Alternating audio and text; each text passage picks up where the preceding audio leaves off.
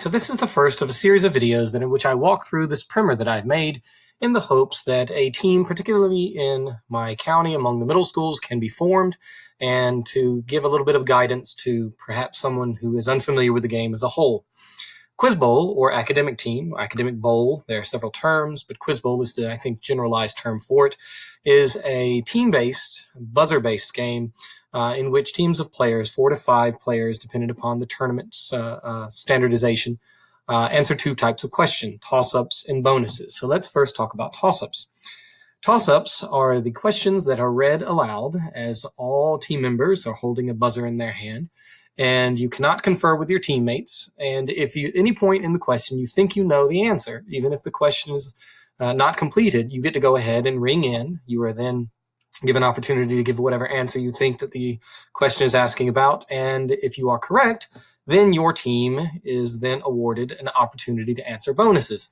Bonuses are able to be conferred upon by the whole team, and then the captain of the team delivers the answer to the 3 bonuses that have been awarded to the team as an opportunity to answer due to answering a toss-up correctly. Now, I want to give you a little bit of a background, and that's the purpose of this first video, of to what the game itself is changed and undergone over the last 25 years and why it looks like what it does now. It has changed significantly, especially in the last 25 years, and what has emerged after these 25 years are what's called good Quizbowl. The game itself has been played rather popularly since the 1970s, but in 25 years ago, let's say when I was in high school, they would have featured matches, short one-line questions. There would have been a premium on speed at the buzzer. The answer was often obscure and went dead quite frequently. There was no normal distribution of content for a singular round. In other words, you couldn't count on X amount of literature, X amount of science. You could have variations, and there were also random point values for bonuses, as well as an overly large percentage of non-academic content. And there are still some of these vestiges of what people refer to as bad Quizbowl around the country, but for all intents and purposes, what has emerged across the country is the model that we see now. And what changed? Well, one, I think the most important part is that the toss-up known as a pyramidal toss-up has now emerged as the singular hallmark of good Quizbowl. A standard question distribution per round of various different subject areas. I'll talk about that later. A standardization of bonuses, that every time you answer the toss-up now, you get a bonus worth exactly 30 points possible. And then you have a move of making answers more accessible, which is the pyramidal toss-up. So let's talk about pyramidal questions. The question is slightly longer, and that was a part of the criticism early on, in that the people who criticized these pyramidal toss-ups said that they were meandering and they couldn't concentrate and they wouldn't focus, unlike the short, rapid-fire singular line. But a pyramidal toss-up begins at the very beginning of the toss-up to where it is quite clear as to what the toss-up is looking for. It will start with things like this man, blah, blah, blah, blah, blah, blah, blah, or in this book, or this author, this process, this constant, this painting, this whatever. And so you know at the very beginning what they are looking for. And every clue after that then gives more information about that singular answer, until by the end, the most widely known information. Now, why is this so great? Because in the early days, there was a great frustration, because at a tournament you would have anyone from the very great teams who had tons of knowledge to those that really didn't know much at all. And so let's say you wanted to ask something about George Washington as a part of the Quiz Bowl. And if you write a singular line question and it was simply who became the first president of the United States, then it's a buzzer race. And the team that is more knowledgeable, that has put in more time, that is actually the better team, could easily lose because they just weren't faster than the team that has no clue. And so there were, of course, the techniques that some people did at tournaments in writing questions. They would make it entirely more obscure to make sure that the more knowledgeable team won. And so they would have a question, if they wanted to avoid the buzzer race, of saying something along the lines of, what speech did George Washington give to his officers to quell a potential uprising over pensions and payment of soldiers? And the answer, of course, is the Newburgh Address.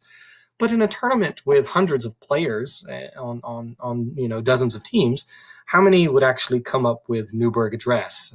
Only the elite who might have that knowledge. And so it goes dead in so many rooms. And so the pyramidal toss-up fixes this. And also, too, the pyramidal toss-up fixed what are called hoses, in which often questions in the early days would have these severe turns in the question, and the player would be duped. For example, we would say something like, he was the first president of the United States, and then somebody would ring in and say George Washington, but the question then would continue after they've obviously gotten it wrong. But George Washington is also the namesake of several cities and states. What is the capital of Washington State? When at the very beginning of the question you had no clue, and so the pyramidal toss-up fixes all of it. And so I give you an example of how a question is a great pyramidal toss-up on George Washington. Now, at the very end of the question, every single player would know it. For 10 points, name this leader of the Continental Army and the first president of the United States. I mean, elementary school kids would be able to get that. And so everybody in a whole tournament, they all would be able to get the question by the end. But the way that it is written, it will reward the team that has greater, more in-depth knowledge of George Washington and the history surrounding George Washington. And you can read it all. I'm not going to for you, but it mentions Tennycarison, Joseph Coulon de Jumonville. It talks about how this person, whoever it is, this man gave the Newburgh Address. He ordered Captain Waddell to investigate the remains of Fort Duquesne. In one speech, he stated it must be unwise to implicate ourselves in the ordinary vicissitudes of Europe's politics, and so forth and so on. And so every step, every clue that is given, and you can see there are several clues about George Washington, there's so much you can ask about him, is descending in order of depth and difficulty, such at the very beginning. And as a matter of fact, in this toss-up, and many toss-ups that are written this way, there is what's called a power mark, which means that in the question, if a player answers and interrupts the question, and as soon as the player buzzes, the man or woman who is reading stops and gives them opportunity to give their answer. If they have it correct in this period of time, then they actually get 15 points instead of 10 to reward that in-depth knowledge that you might have. And of course, afterwards, if you answer it, you get the standard 10 question that gives you a toss-up. And so pyramidal questions are truly the key to making answers accessible to everybody as much as possible, while at the same time rewarding those teams who have done their studying and know the information much more in depth. The second is question distribution. So before the modern age of Quizbowl, with good Quizbowl, the question rounds themselves, and a round of questions is called a packet. And all of the rounds for a set of questions is called the question set. So the set includes all of the rounds, and the singular round is called a packet. And so there were usually 20 per packet. Some questions sets by the company NAQT actually come in 24 per round or packet, if you would like. But the subject distribution was often random, such that you could be in a round, and let's say you're a specialist in literature, and only like 2 literature questions would come up, and that certainly would be detrimental for your playing and your team's playing when they're counting on you to get those. So in a particular round now, you will have 4 to 5 literature questions, usually 4 to 5 history questions, 4 to 5 science, and it's usually 4, 4, and 4. So 12 of the 20 questions are on what we call the big 3: literature, history, and science. And in science is included math. Nevertheless, you would have 1 to 3 fine arts questions. This would include, obviously, music and painting and art or sculpture, architecture. 1 to 3 RMP, religion, myth, philosophy. 1 to 3 geography, social science, which would include economics, psychology, sociology, current events, and then, maybe 1 question of pop culture. This is sometimes referred to as trash, not derisively, but that's the term sometimes used. And these categories would then even have sub-distributions, which of the 4 literature, they might say we'll have 1 US lit, 1 Brit lit, 1 world lit.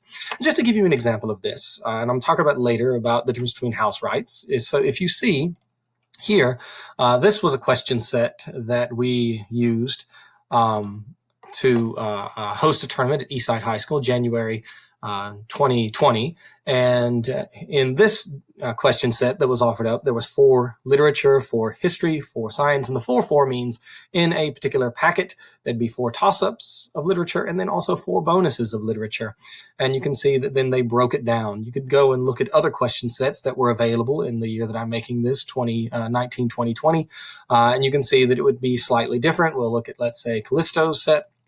And so their distribution, they listed it as right here. So it can be slightly different, but it's still going to be within that realm of 4, 4, 4, 4. Here they want science to be 4.5, 4.5, and so forth and so on. But that's the distribution. For NAQT, and I'll use the example of its middle school distribution, you can see that they have per packet 3.9, 3.8 for literature, and then they break it down in the subcategories. And then they do the same with science and math. They actually go 6.0 for the amount of toss-ups and bonuses per packet, and then they break it down in the kinds of math and science they ask about. They do the same for fine arts and so forth and so on. So that's the distribution that essentially has been settled upon, and it ensures that every round you know that you're going to get X amount of whatever subject that you perhaps focus on. Also, then bonus standardization. In the early days, bonuses could vary widely in their point value and their setup, but now essentially you get 3 bonus questions worth 10 points each, and then, of course, 30 points possible total. And usually they want one to be an easy bonus question, one to be a medium bonus question, and one to be a hard part. And I can show you an example of that as well. We'll go to an example of NAQT, who is a company, National Academic Quiz Tournaments, that you can see the very first one in the sample packet they have on the website. They ask about thermodynamics, temperature, and Kelvin. So I would argue here, I don't know, but this is for middle school, and so the temperature is probably the easy part. The Kelvin might be the medium part, and then thermodynamics, what I think the difficult part for middle school. And so you just look at one more, 10 points each, and it's thought about sequels and reboots from 2017, King Kong, Batman, Beauty and the Beast, and so forth and so on. And then one more, just you can see, twin brothers competed in the Find the Favorable Omens and name the city founded by the brother of Remus. The answer is Rome, then Mars, and then Wolf. And so you'll have 3 with 1 medium, 1 easy, and then 1 hard part as the bonus. So let's talk about question levels.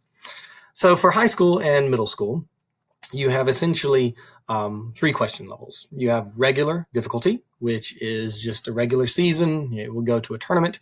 And that's the standard difficulty that you have for the majority of house rights. I'll talk about that below in a different video. A house right is essentially a set of questions written by a group of people individually.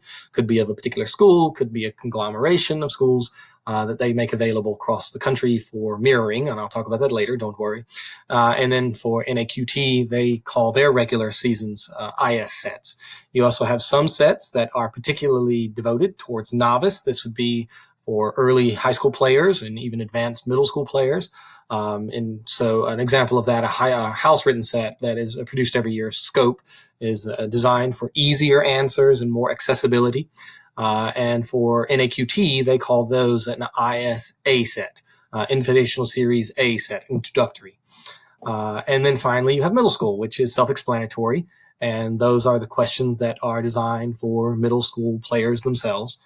And trying to get into the activity and trying to be as accessible as possible. And a middle school distribution is going to be obviously different than a high school distribution because of a difference in the focus. So that was my first video on the introduction of my primer, and hopefully you will enjoy the other ones and learn more about the game as we move along. Thank you so much for watching, and I certainly make myself available to you. Eric Adams, Eastside High School. If you have any questions or if I can help you in any way, I'm more than willing and want this activity to grow in our county and to become, more widespread, especially among the middle schools.